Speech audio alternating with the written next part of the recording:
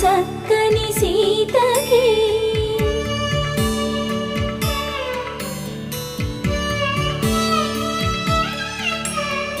ఎర్ర జాబిలి చేయి రాముడేడని అడుగుతుంటే